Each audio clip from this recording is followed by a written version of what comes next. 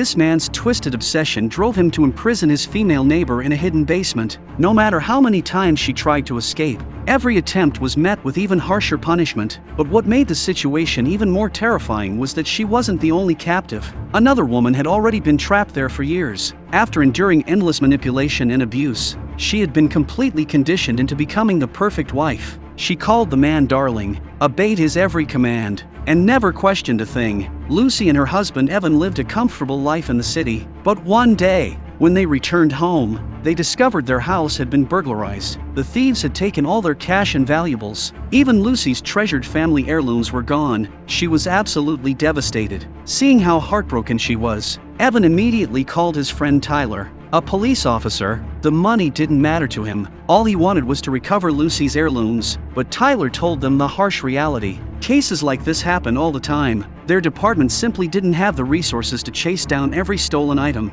They would file a report, but whether anything was recovered would come down to pure luck. Tyler's words crushed what little hope Lucy had left. For the first time, the city she loved no longer felt safe. That very night, she started packing, and Evan understood exactly how she felt. The next day, they moved into a quiet house in the countryside. What they didn't realize was that this new home would prove far more dangerous than the city they had left behind. 3 days after moving in, their neighbor Simon showed up at the door carrying a bottle of wine. He warmly welcomed them to the neighborhood and introduced himself as a university professor who lived alone. He told them they could come to him anytime if they ever needed help. But his friendliness quickly made Lucy uneasy. She noticed that Simon often smelled faintly of women's perfume. Even stranger, every time he went grocery shopping, he returned with enough food to feed several people, far more than a single man could possibly need. When Lucy questioned him about it, Simon casually explained that he hated shopping and preferred buying an entire week's worth of groceries at once. Lucy said nothing, but her suspicions only grew stronger. Later that day, she mentioned her concerns to Evan. Unfortunately, he brushed them aside. In fact, he considered himself lucky to have such a friendly neighbor. That night, Lucy accidentally forgot to close the curtains. What she didn't know was that Simon was watching her through a telescope from across the street. His eyes were filled with obsession. Completely unaware,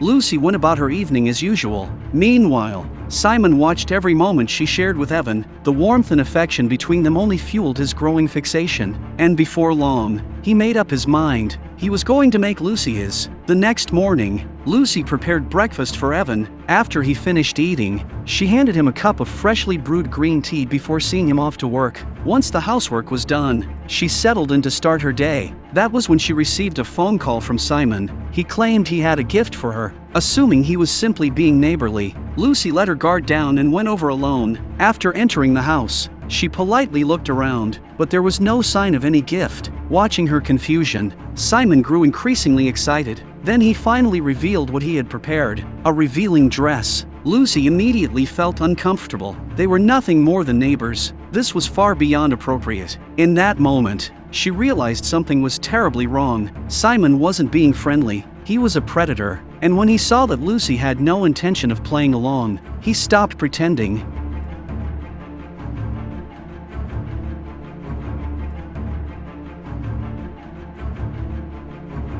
When Lucy opened her eyes again, she found herself trapped inside a spacious underground room. The basement was beautifully furnished, elegant decorations, vintage furniture, warm lighting. Yet the more inviting it looked, the more horrifying her situation became. Then another woman emerged from the shadows. Her name was Robin. Lucy quickly realized she wasn't Simon's first victim. Robin had been living here for years. What frightened Lucy most was that Robin showed no fear at all. In fact, she seemed perfectly content, dressed to match the room's carefully designed aesthetic. She looked less like a prisoner and more like a decoration. A glow near one of the windows caught her attention. Thinking it might lead outside, she smashed her way toward it. But when she finally looked through, she froze. The sunlight wasn't real. It was artificial lighting. There was no outside world beyond that window.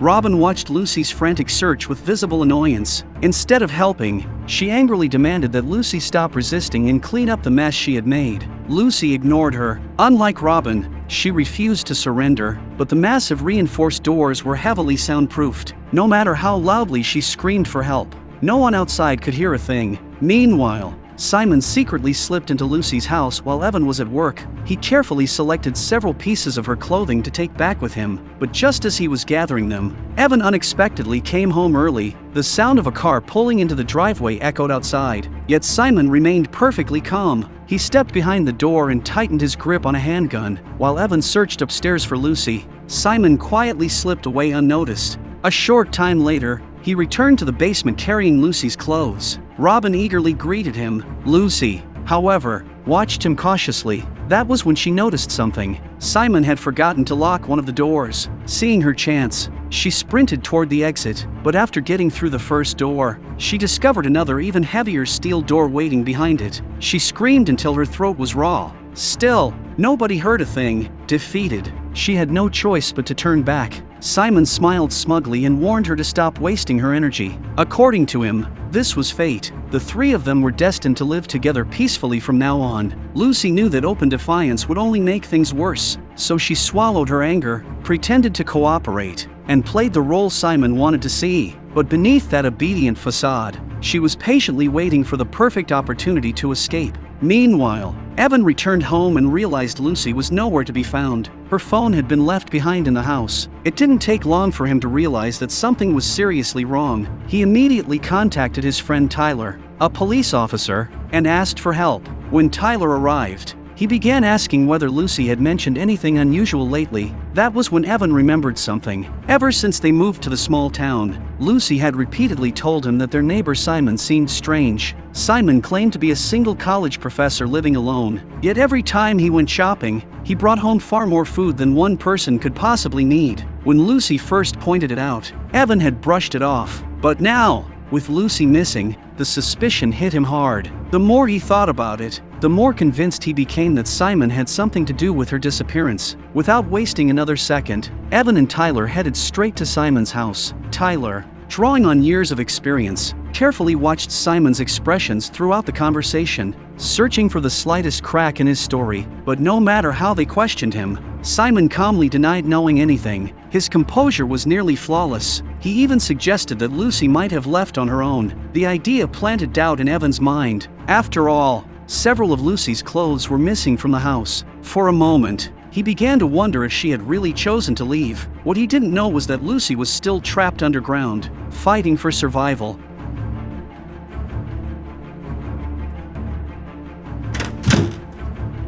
By now, she had realized she couldn't defeat Simon through force alone. Instead, she tried to win Robin over. She pleaded with her again and again, hoping to convince her to help. But Robin refused every time. Rather than joining her, Robin kept urging Lucy to behave herself. She warned her to obey Simon, serve him well, and avoid causing trouble that could bring punishment upon them both. Just as Lucy was preparing to continue persuading her, Simon suddenly stormed into the basement. He demanded that Lucy hand over her email account and password. Simon knew Evan had started asking questions. Lucy wanted to refuse, but the cold violence in Simon's eyes made it clear what would happen if she did. With no choice, she reluctantly gave him the information. Simon immediately logged into her account and sent Evan a cruel breakup email. Every sentence was carefully crafted to wound him. The message shattered what little hope Evan still had of finding his wife. At that moment, Lucy realized she was truly alone. If she wanted to survive, she would have to deepen the act. She began pretending to accept her captivity. She willingly wore the dresses Simon picked out for her. She cooked meals and played the role of a devoted housewife. Her performance was so convincing that Simon couldn't stop praising her. Whenever Simon smiled at Lucy, Robin watched from the side with growing jealousy. After years of captivity, Robin had built her entire world around Simon. But unlike Robin, Lucy's obedience was only an act. The moment Simon let his guard down, she struck. She tied him up and demanded the code to the basement door. When he refused to talk, she slapped him twice across the face. But Robin, completely conditioned by years of manipulation, suddenly lunged at Lucy and knocked her to the ground. Simon used the opportunity to break free. He grabbed Lucy by the throat and squeezed. Then he issued a chilling warning. If she ever tried something like that again, he wouldn't kill her. Instead, he would make sure Evan suffered the consequences. Lucy couldn't bear the thought of her husband being harmed because of her. Once again, she was forced to submit. Yet one question haunted her. How had Robin, another victim, become so completely controlled? That night, Robin quietly approached Lucy and apologized. For the first time, she revealed the truth. Robin had once been Simon's student, and before her, Simon had imprisoned another young woman as well. Like Lucy, that girl had constantly tried to escape. Simon eventually murdered her. Years of fear, abuse, and isolation had left Robin with severe Stockholm syndrome. Pleasing Simon had become the only way she knew how to feel safe. Lucy was angry about Robin's betrayal, but she also understood that Robin was a victim in her own way. In the end, she forgave her. What Lucy didn't realize was that Robin's dependence on Simon ran far deeper than she imagined. 6 months passed. For half a year, Lucy remained trapped in the basement. She and Robin spent their days cleaning, cooking, and doing whatever they could to keep Simon happy. Day after day, they played the roles of obedient housewives. Lucy no longer dared to resist openly. She feared Simon would take revenge on Evan, so she endured everything in silence.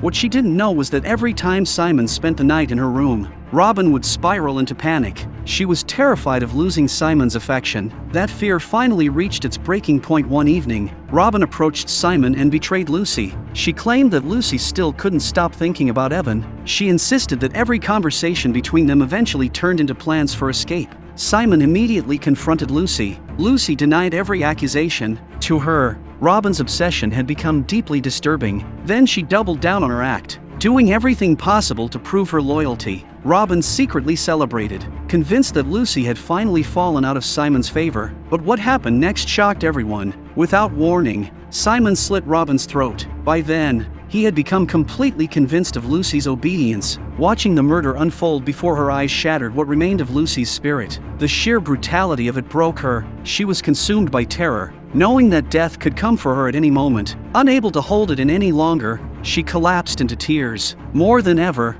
she longed for Evan. Meanwhile, Evan had finally put their house up for sale. The memories he shared with Lucy were too painful to bear. Unable to move on, he decided the only option was to leave, believing Lucy had been fully broken and molded into the partner he wanted. Simon gradually grew overconfident. One day, he allowed her to leave the basement. Even then, he remained cautious enough to keep a pistol hidden behind his back. If Lucy made a single move against him, he was prepared to kill her without hesitation. Lucy continued playing the obedient captive. Through the window, she spotted the for sale sign standing in front of her old home. The last faint hope of being rescued nearly vanished, but she still refused to give up. And at that very moment, an opportunity quietly appeared. She baked Simon her signature strawberry cake. The dessert delighted him so much that, for the first time in a long while, he completely lowered his guard. Meanwhile, Evan had finally decided to leave the town for good. Before moving away, he felt he should stop by and say goodbye to Simon.